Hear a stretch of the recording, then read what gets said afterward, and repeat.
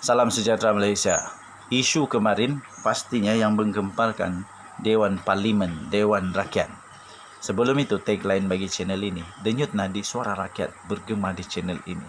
Akhirnya ada orang yang sayang, masih ada orang yang sayang.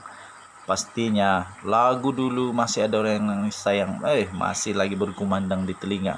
Terbaru berkenaan dengan isu sosma, Hanifah membuat kenyataan yang mengejutkan tuan-tuan dan puan-puan. Katanya, saya benci Najib tapi akan bantah kalau dia ditahan sosma. 23 Mac 2022 pukul 2.36 petang. Berita daripada Parlimen Malaysia.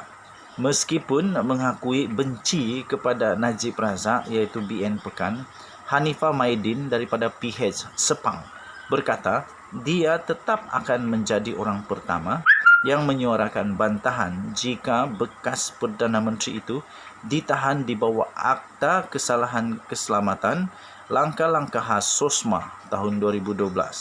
Katanya ini kerana SOSMA merupakan undang-undang yang zalim yang harus bertentangan dengan Perlembagaan Persekutuan dan perlu ditentang oleh sesiapa sahaja.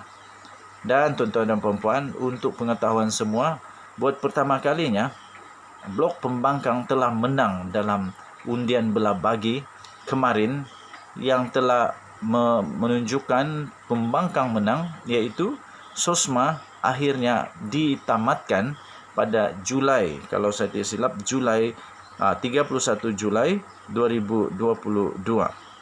Tuan-tuan dan puan-puan, dalam kenyataan itu Hanifah berkata, walaupun saya benci betul pekan ini kerana telah merosakkan negara, tapi kalau dia ditahan di bawah SOSMA, saya orang pertama yang akan menentang penahanan itu, katanya di Parlimen. Dia berkata demikian ketika beliau membahaskan usul oleh Menteri Dalam Negeri iaitu Hamzah Zainuddin untuk melanjutkan subsection 4/5 Akta Berkenaan bagi tempoh 5 tahun lagi bermula 31 Julai 2022. Subsection itu berkenaan tempoh 28 hari tahanan, 28 hari di bawah SOSMA. Ia membenarkan seseorang suspek ditahan sehingga 28 hari tanpa dihadapkan di Mahkamah Magistrat.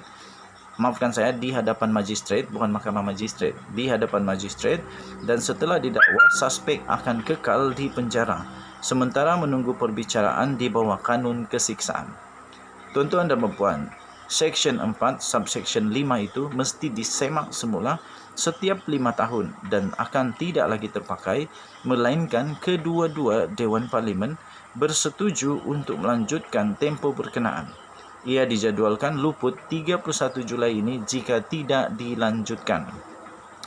Tuan-tuan dan puan, terdahulu Khalid Samad daripada PH Shah Alam mencelah ucapan Hanifah dan mempersoalkan kewajaran apabila orang yang belum terbukti bersalah boleh ditahan selama 28 hari tanpa perlindungan dan pengiktirafan hak.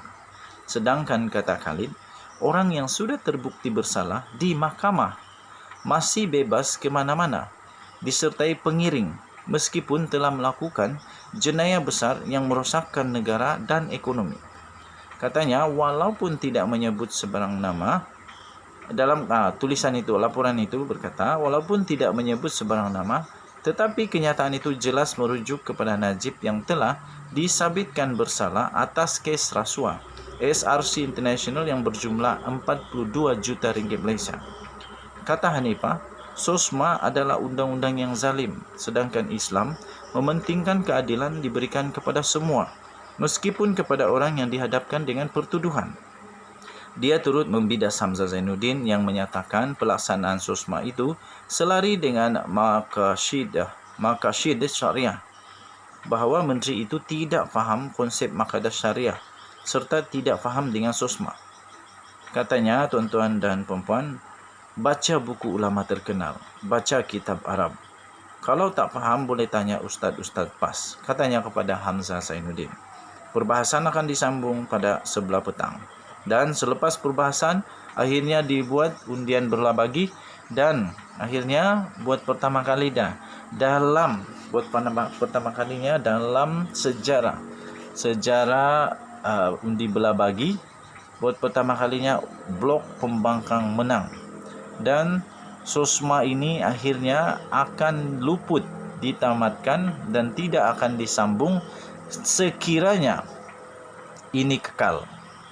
Mungkin ada lagi cara-cara lain ataupun prosedur-prosedur lain yang diambil, tak pasti, sebab saya bukan ahli parlimen.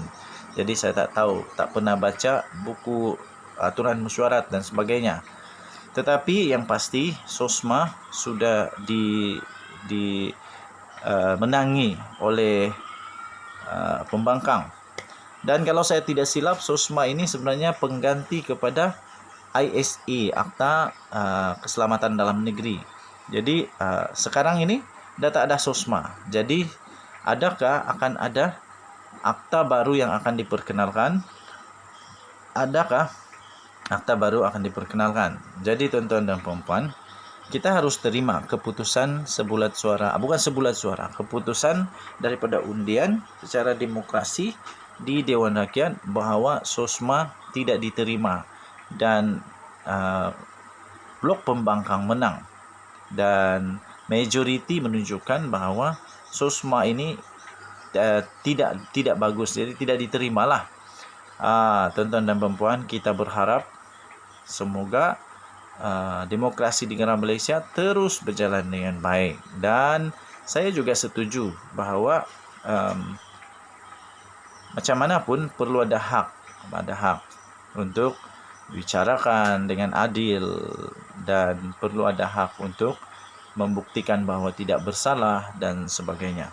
Tuan-tuan dan puan-puan, yang paling pedas yang saya ingat adalah celahan daripada Khalid Samad yang dia kata, kenapa orang yang belum pasti bersalah atau tidak ditahan 28 hari tanpa hak, tetapi orang yang sudah dijatuhkan hukuman penjara kerana merosakkan negara masih bebas berjalan-jalan, berkempen, dan dengan pengiring lagi.